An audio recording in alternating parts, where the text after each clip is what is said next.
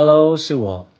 今天又点开心哦，因为终于可以和你一起聊聊我的新剧了。什么？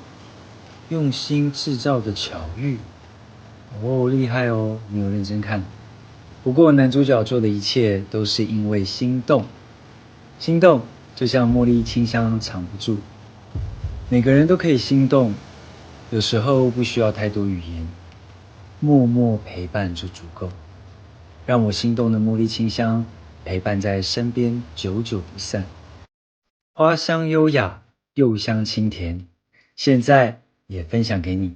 520抖音搜索康师傅茉莉蜜茶，超多心动惊喜等你解锁哦。